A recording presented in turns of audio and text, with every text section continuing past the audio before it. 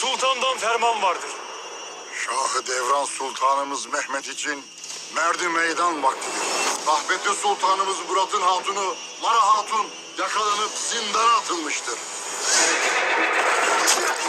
Büyük ve güçlü Sırbistan nasıl kurulur herkes görecek.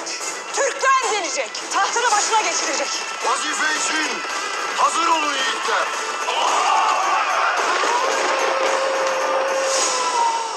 Derhal savaş düzeni al. Bu en büyük affımız olacak.